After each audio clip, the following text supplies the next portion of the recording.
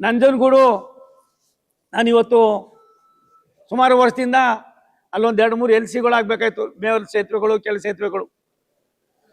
ನಮ್ಮ ಸರ್ಕಾರ ಬಂದ ಮೇಲೆ ರಾಷ್ಟ್ರದ ಪ್ರಧಾನಮಂತ್ರಿ ನರೇಂದ್ರ ಮೋದಿಯವರು 3ನೇ ಬಾರಿಗೆ ಪ್ರಧಾನಿಗಳಾದ ಮೇಲೆ ಮೇಲ್ಸೇತುವೆ, ಕೆಳ ಸೇತುವೆಗಳು ರಾಜ್ಯ ಸರ್ಕಾರ, ಕೇಂದ್ರ ಸರ್ಕಾರ ಮಾಡೋದ್ರಿಂದ 16 ವರ್ಷಗಳು ಆಗ್ತದೆ, ಕಾಲ ವಿಳಂಬ ಆಗ್ತದೆ ಅನ್ನೋ ದೃಷ್ಟಿಯಿಂದ ಸುಮಾರು ಅದಕ್ಕೆ 100ಕ್ಕೆ 100 ನಾವೇ ಹಣವನ್ನು ಕೊಡ್ತಕ್ಕಂಥ ತೀರ್ಮಾನ ಮಾಡಿದ್ವಿ.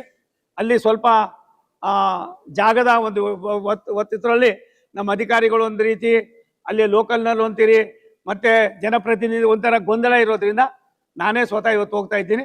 ಅದನ್ನು ಕೂಡ ನಿವಾರಣೆ ಮಾಡೋದ್ರ ಜೊತೆಯಲ್ಲಿ ಬೆಂಗಳೂರಿಗೆ 100 ಕಿಲೋಮೀಟರ್ ದೂರದಲ್ಲಿ ಹೊಂದ್ಕೊಂಡಂಗೆ, ಬೆಂಗಳೂರಿಗೆ ಹೊಂದ್ಕೊಂಡಂಗೆ 100 ಕಿಲೋಮೀಟರ್ ದೂರದಲ್ಲಿ 175 ಎಲ್ ಸಿ ಗೇಟ್ಗಳು, ಲೆವೆಲ್ ಕ್ರಾಸಿಂಗ್ಗಳು ಇತ್ತು. ಅದರೊಳಗೆ ಈಗಾಗಲೇ ನಮ್ಮ ಸರ್ಕಾರ ಬಂದ ಮೇಲೆ 3ನೇ ಬಾರಿಗೆ ಪ್ರಧಾನಿಗಳು ಬಂದ ಮೇಲೆ 100ಕ್ಕೆ 100 ಹಣವನ್ನು ವ್ಯಯ ಮಾಡಿ 75ಕ್ಕೆ ಈಗಾಗಲೇ ಟೆಂಡರ್ಗಳಾಗಿದೆ, ವಿವಿಧ ಹಂತದಲ್ಲಿ ಕೆಲಸಗಳು ನಡೀತಾ ಇದೆ. ಇನ್ನು 101 ಉಳಿದಿದೆ. ಆ 101 ಕೂಡ ನಾವು ಕೈಗೆತ್ಕೊಳ್ತಾ ಇದ್ದೀವಿ. ನಮ್ಮ ಆಶಯ ಇಷ್ಟೇ, ರಾಜ್ಯ ಸರ್ಕಾರ ಎಷ್ಟು ಮಟ್ಟಿಗೆ ರೈಲ್ವೆ ಎಲ್ ಸಿ ಗೇಟ್ಗಳಿಗೆ, ಇವತ್ತು ಮೇಲ್ಸೇತುವೆ, ಕೆಳ ಸೇತುವೆಗಳಿಗೆ ದುಡ್ಡನ್ನೇ ಬಿಡುಗಡೆ ಮಾಡದೇ ಇರ್ತಕ್ಕಂಥದ್ದನ್ನು ಮನಗೊಂಡು ರಾಷ್ಟ್ರದ ಪ್ರಧಾನಮಂತ್ರಿ ನಮ್ಮೆಲ್ಲರ ನೆಚ್ಚಿನ ನರೇಂದ್ರ ಮೋದಿ ಸಾಹೇಬರು 100ಕ್ಕೆ 100 ಮಾಡಿದ್ದಾರೆ. ಅದರ ಒಂದು ಅವಕಾಶವನ್ನು ಆಗುವ ಕೆಲಸಗಳನ್ನು ಕರ್ನಾಟಕ ಕೂಡ ಕೊಡತಕ್ಕಂಥದಕ್ಕೆ ನಾವು ತುದಿಗಾಲ ಮೇಲೆ ನಿಂತಿದ್ದೇವೆ.